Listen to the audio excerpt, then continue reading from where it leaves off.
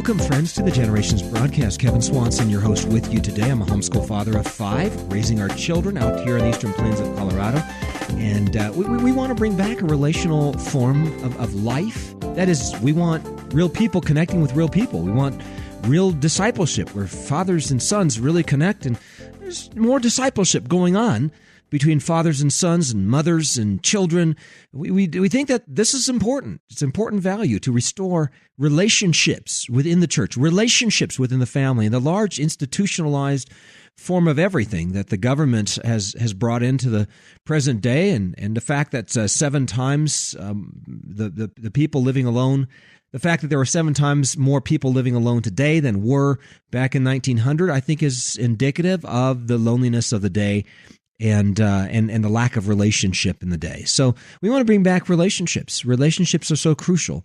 And of course, ultimately what that means is that we're loving one another and we're investing in one another and we're finding an environment in which love can best manifest itself. That's what we're talking about when we talk about relationships.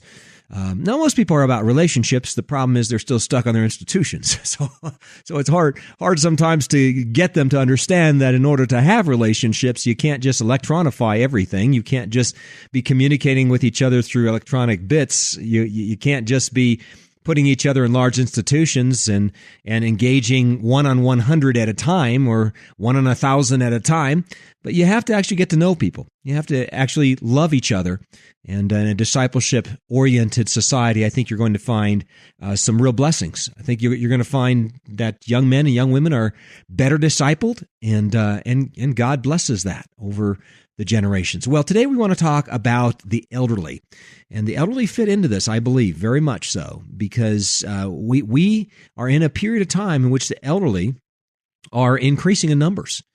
80 million retiring baby boomers over the next 18 years. That's a lot of people. Now do remember that they're coming out of a generation where they aborted 80 million of their own babies, which means that it's going to be a tough go for the next 20 or 30 years when it comes to issues like euthanasia and the care of the elderly.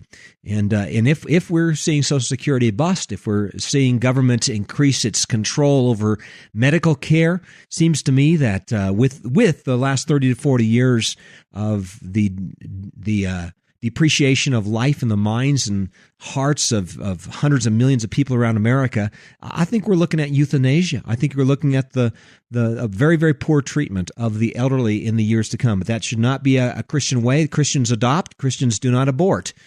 Christians adopt those who would be aborted. Christians step in, and if there are elderly that are not treated well and are not being cared for well, and are being euthanized, Christians will step in, and Christians will be the ones who will take care of the elderly, even if they are the non-productives. Remember, if the economy is going downhill, if Social Security is about to bust, the Nietzschean crowd, the ones who believe that might makes right, and the ones that believe, whether Republican or Democrat, believe that only the non-productives should survive, they will, I think, move the society more and more towards euthanasia. So this is why it's important for us right now to be dealing with the issue of elderly care. And we've brought in this thing before, but now we're going to try to lay out a plan for developing elderly care amongst families, developing another aspect of the family economy in the years to come. I'm very excited about this. This is one of the most exciting elements of family economics that I can think of. Again, we're just trying to think out of the box here. We're trying to find ways in which we can maximize relational living, maximize family economies, and move more and more in the direction of healthy Christian societies in the years to come. So let's figure out how to do this. And I want to call people together to my house in November of this year, and we need to launch a Christian home-based relational senior care program. And with me to discuss this is Todd Strasser. Todd has a tremendous heart for this, and he and I have talked about this off and on for the last couple of months, and he's done a lot of research, and I appreciate the heart that he has for this issue. And Todd, you are a homeschool father, and so you understand something of the relational life. Todd, where did you get the interest here? I mean, you've been somewhat involved in medical care in the past. Why the interest in relational elderly care? Well, actually, all started. I have, as you said, I'm a homeschool father. I have 6 little ones, Yeah. all 10 and down. So Okay. we actually just wanted an opportunity for the family to serve. And I said, wow, what can we do? We can't, it's hard for us to go and mow someone's lawn or go babysit someone. Or how can we serve? And I said, well, maybe we can go and talk to people. Okay. So we started visiting some of the elderly homes, care homes. And it was that opportunity. It provided that. And, 2 things. So we've done that for years. We've taken all the little ones, and it's been great. They play their violins or just talk to the people and listen. Okay. And it's been good. But 2 things I really noticed out of that. The first thing was like, wow, this is good for my children. They're learning how to serve and how to talk and how to listen and learn a little bit about sort of a demographic of people, elderly, that they're not always around. Sometimes not always in our churches. Churches are different, and but the second thing I noticed was that, wow, these folks, we need to take better care of them. I think there's an opportunity here to kind of perhaps take them from what is sort of a many times institutionalized kind of place. Some of these care facilities, it's fairly impersonal. Often they're sometimes dropped off by their children there. And is there an opportunity where we can provide them a more home sort of life? Todd, I'm trying to think back into history. Again, it's good to draw history into these things. Have there ever been times in history in which all the elderly were carted off into institutions and boxes and separated away from the rest of society? Can you think of that in Scripture? Where the elderly were not part of the same churches as the Gen X, Gen Y, Gen Z generations, where they really had very little contact with, 45-year-olds, 35-year-olds, 25-year-olds, 15-year-olds, and 5-year-olds. Can you think of a time in history in which that's happened? No. I can't either. I can't either. So this is not healthy. I think just gut feel. This is not healthy. We need to integrate the elderly into our communities. And, of course, we encourage families to take care of their grandparents in their old age, and we've done another number of programs on that, and we hope to do another one, a really neat one, coming up here in just a little bit. Elizabeth Hugo has written a really neat book on caring for her aging and dying father, and he was blind and he had a lot of other issues, but it's a tender, beautiful book written by Elizabeth Hugo, and we're going to get back to that in a few weeks. But for right now, we need to bring back this vision. We need to integrate these elderly back into our church congregations, don't we? Definitely. Yeah. Definitely. Yeah, we need to see that. And that's one of the purposes is not only we're noticing in a lot of the care facilities we go to is a good opportunity to visit, but what we're noticing is they're missing a lot of the aspects of family life. In fact, some of them would go to churches, or sometimes there's churches in the care facilities, but they're missing a lot of the aspect of sort of daily discipleship or interaction with family members. That's just an idea that we thought, wow, maybe we can perhaps take a step towards bringing them to that. Yes. Do you see that the elderly are missing that integration with their own grandkids, to a great extent? Definitely. Do you think that's happening? Definitely. Yeah, they're definitely missing that. And that, it's one of the things that brings such joy. I think that, when we would go, or when we ever visit the elderly, there's such joy, even across generations, right? Because when you're kind of slotted with the same generation day in and day out, there's one aspect to that. But when there's the family of multi-generations, I think that's what God intended. There's such joy to see the differences. Todd, what do you think gets in the way of conversations with elderly? Is it an impatience? Is it a not willingness to sit there and listen for a long time? They talk too slow, et cetera. What is it that seems to be a block in the communication of the older generation with the youngers? Well, there has to be the heart desire to love one another, and I think that was our family's desire to learn to love. And there's also, we have to understand the aspect of why God's given us these different generations and how He has us to interact. I think the difficulty that often we see in society is because it's maybe a relational problem. I can't relate. Can't relate on different values to different things. But we need to relate together as the body of Christ. We need to be able to relate on the promises of God, and those are always coming true. Todd, one of the things that I would love to see, and I know this is part of your heart too, is more and more Christians Christian families, especially homeschooling families, but perhaps other families, any family that wants to engage in a family economy, not just for the bucks. And I don't think it's the bucks that needs to drive this. It needs to be the care. It needs to be the family ministry. It needs to be we need to do a project together, and God is calling our family uniquely to this project, to this ministry. And that ministry is for a Christian family. Imagine this, a Christian family. Imagine tens of thousands of Christian families over the next 18 years with 80 million retiring baby boomers taking on this challenge to invite 1, 2, or maybe 3 or 4 elderly people into their homes. Now, there are laws relating to this. We're going to get into that in just a moment. But what a vision. What a great opportunity. Now, it may take away from the homeschooling a bit.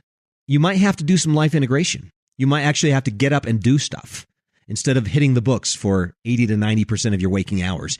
You might just have to train your children to be practical, life-integrated children who grow up and they know how to run a household, and they know how to care for elderly, and they know how to do a lot of things because they did more than sit around and factor trinomials all day long. Right.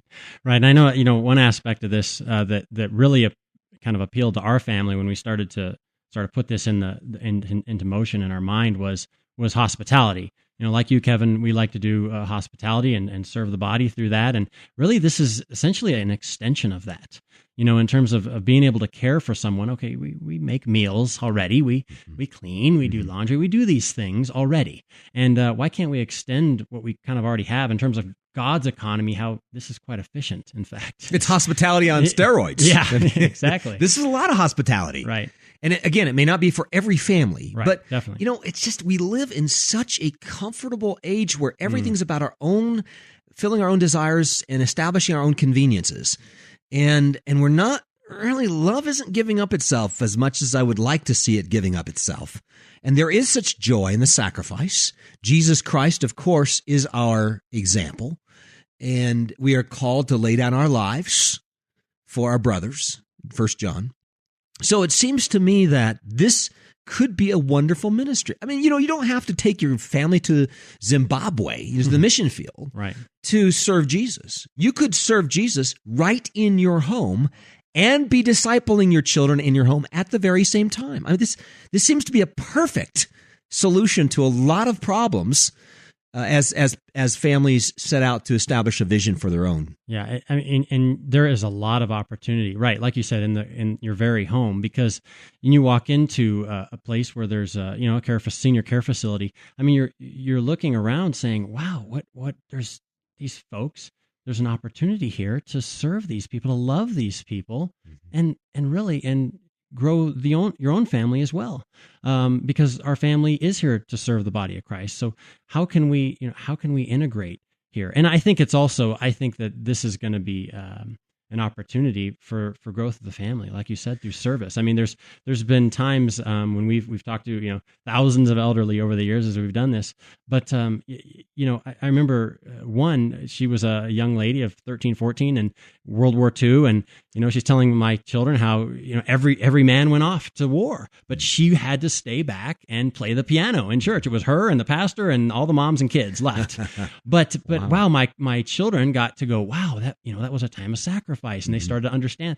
I mean, there's almost as much benefit for the family here as for the elderly. Yes, it's beautiful. And friends, if you have not caught the vision yet, shame on you.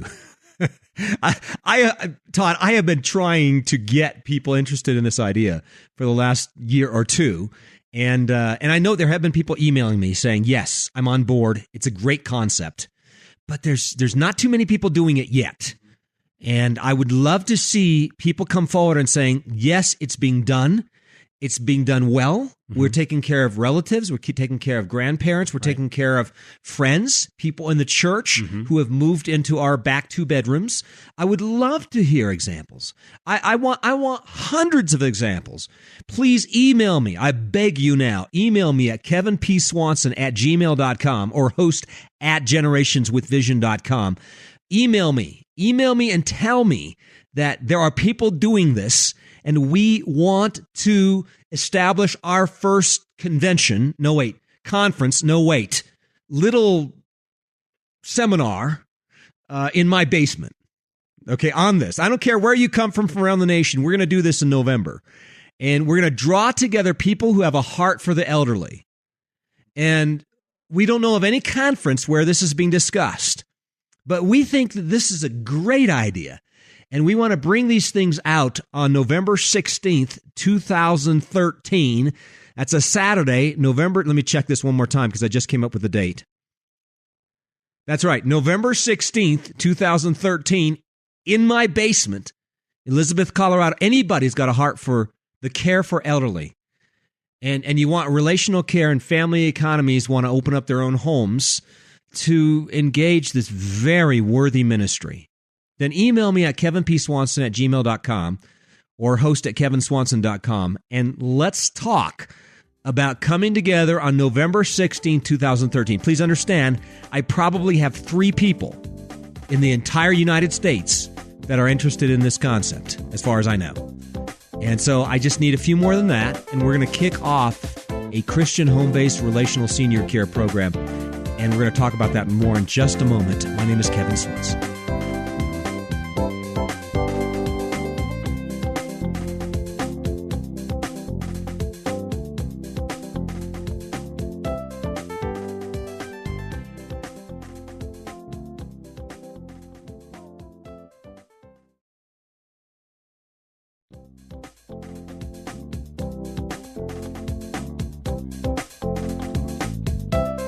Welcome back to the Generations Radio broadcast. Today we're talking about something that's near and dear to my heart, care for the elderly.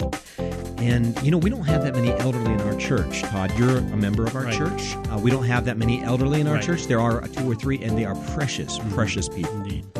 And I hope that every single person in our church gets to know every single elderly person that attends our church. I hope. The moments I spend with John, you know who John is, are precious. The man is a wonderful man. He's incredible. He's such an encouragement. I mean, he's got faith, he's got courage, he's got love, he's got a great testimony, he's got great relationships with his son and his son's family. I mean, it's just, you know, God, give us 100 of these. More of that, right? Yeah, exactly. You feel the same way? Oh, yeah, definitely. It's just, I think we're missing out on something. Yeah, definitely. One of the things that we realize is that while at church, often a lot of church families being hospitable, meeting other families, good. My children being homeschooled, learning to interact with different ages and things like that. But that is one of the missing components that I always wanted to fill their life a little bit more with, is the elderly. Such wisdom there through the years that it's sort of like untapped. Yes.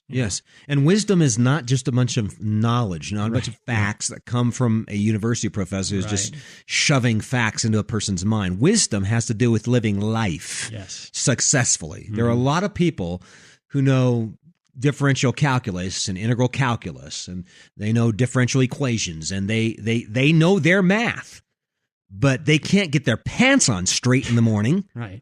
They have no good relationship with their family. They've lost 27 jobs in their lives, and they're living on welfare, okay? Those people are out there. There's a lot of them. You can have knowledge without wisdom. And I think not having the wisdom of the gray hairs in our churches is to our detriment. Okay, but let's get back to the home-based relational senior care ideas. Now, let's talk a little bit about the legal environment. I know you have investigated this. We very much appreciate our legislator, Senator Kevin Lundberg, who really has been following the senior care laws for a long time. And he really is caring about this. This is a big deal for him. He really cares. And this is what happens with godly Christian leaders. Kevin Lundberg cares about little babies aborted in their mother's wombs. He cares for those without a vote. As it turns out, the seniors have a vote, but in many ways they're disadvantaged because oftentimes they're segregated from the rest of society, and they suffer from things like dementia and other things, and they can be easily taken advantage of by the system. So we appreciate the fact that Senator Kevin Lundberg has taken a special interest in this, and you have talked a little bit about the legal situation with him. But give us a sense for it. Now, I know you focused on Colorado, and there are 50 states with 50 systems of laws. But my guess is Colorado is somewhere in the mix. Right. And it surely does vary state to state, but Colorado, it seems to be, I did a little bit of research across the nation. It seems that Colorado's going to be pretty similar to the rest of the country. And, what we found in terms of the legal aspect of this is it's really an aspect of life. And we're trying to take care of those the later years of life and love them in this regard. But there is freedom to be able to care for up to 3 individuals in our homes, really without any kind of institutionalized or commercial regulation. And also the other opportunities is basically that we can have flexibility therein to use the family to provide a lot of the care and needs. There's sort of a line, crossed when you kind of have to provide medical care, and that's probably not the type of work we want as well either. We want to care for kind of the support services of the elderly, but the other opportunity there is home health care, and we can leverage those services if need to. Sure. So even if you have someone that needs medical care in your home, you can leverage home health care. Yes. Good point. So that's a possibility. And food preparation is something that you can do, right? Definitely. You can do that in your own home. Yes. And that was really exciting to research and learn a little bit about that. Using some of the aspects of the laws provided in terms of bed and breakfast or private boarding homes. It'd be very similar to that kind of situation. Basically, if you're providing that care for someone in your private home, you're able to do that. Okay, and it looks to me like the food has got to be included in a single rate that covers both room and board. Right. And that's really the only aspect that's different there. Okay. So it is possible legally to do this. Now, there are laws governing it too. There are. And you should be aware of these laws. There are. And laws relating to abuse. Definitely. And I think that's a good thing. We want to protect life, and Sure. we want to care for these elderly at all levels. But there are aspects, and really in terms of a private home, it appears that when you kind of cross the boundary might be giving medical care. Right. And that's something that we're going to want to bring, some professionals in for anyway. Right. So a family that considers this kind of thing needs to be aware of the fact that they need to provide that full-time care, at least at some level, whether it be food or, cleaning up or laundry or what have you. They need to be there to do it. And if a family was, say, to take a vacation, they would have to find somebody else to do the care. Right. And that's one of the important aspects of this that to be determined a little bit as we start to grow this is it's really going to depend on the person and the level of care they need. And so there's probably a balance in terms of the level of care that can be provided, and also if 24/7 care is needed. And then, of course, the other aspect of that is, how much can this person integrate into family life? Right. And how can that be done? And I think that's important for most Christian families. Right. They really would like some integration. Right. Definitely. And that should be spelled out from the beginning. They should say, this is what we expect. We will fix the meals. We would like, our family to come down and we'll read the Bible once a day at 6:00. And you can have an opportunity to interact if you want, but this is what we do, and our children will play some music, and this is the kind of thing that we do in our home. Also, some families may choose to incorporate the elderly into their churches, which is another aspect that I think is important, as I've already said.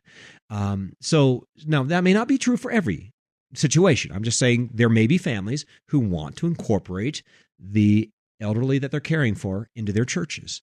And so they should spell that out from the beginning. The other thing that I think we need to remember is that it's possible that the Social Security and such that could provide for some income to these families may very well not be there in 10 years or 15 years from now. Right. And so the church should be fully willing to step up and provide the income necessary. I'm thinking of 1 Timothy chapter 5. It is the church's obligation to care for those widows 60 years old and older who wash the saints' feet, which means that they're serving in the congregation. They are regularly serving, participating members in a congregation. And the church has a responsibility. So this, to me, is a beautiful example of how we can tie in family economies, church provision for the elderly, and a relational environment for the elderly in the years to come. And Todd, at this point, we are such a secularized society. We've seen a breakdown of relationships. We see euthanasia coming down like a freight train. We see the loneliness of these seniors.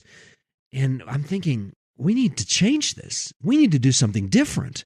That's your passion too. Where did you get it? Just by running out and visiting with these folks, I suppose. That's yes, we did definitely for the most part, and also we realized that there was an aspect here when we visited that there's an opportunity to care for these people, to serve these people, to love them. They're at a point in life where they're quite vulnerable. Many of the assisted living facilities we visit are often quite scheduled. It's you're going to eat at this time, you're going to wake up at this time. Why not be able to provide that really relational care? And that's what we're shooting for. You wake up when you want to. You have breakfast when you want to. The family's here to serve you in that capacity. And the other aspect is really the cost. Yeah. A lot of these assisted living, some of them are very good, but some of them are it's just simply profit driven. Okay. And I think there's an opportunity here that for families to do this at an extraordinary lower cost than some of these elderlies are paying, but also to provide for the family that are providing the services too. Okay, folks, we cannot deal with every part of this thing on one 28-minute program, but we are going to draw folks together on November 16th of 2013 to talk about relational Christian senior care, especially the home-based form of it. And if you are interested in this, friends, email me at kevinpswanson@gmail.com or host@kevinswanson.com, and let's talk about it. By the way, you can also email Todd at toddls@hotmail.com. That's toddls@hotmail.com. Todd, I really hope that we can stir up something across the nation. I mean, granted, this program only reaches 15,000 people across the United States, so not very many people. But I'm hoping that they have friends or they have somebody they could forward this program to and say, yeah, that's my vision. I really want to serve in that way. And they're looking ahead and they're saying, well, maybe not this year, but maybe 3 years from now or 5 years from now. And they'll come out and they'll learn about these things and will develop something of a nationwide network of home-based, Christian-oriented, family-oriented, relational senior care. Well, ladies and gentlemen, you've been listening to the Generations Radio broadcast. And if you would like to interact with the program or you're very interested in what we've been talking about today or you have something to add to the conversation, again, the email address is host@kevinswanson.com. This is Kevin Swanson inviting you back again next time as we continue to lay down a vision for the next generation.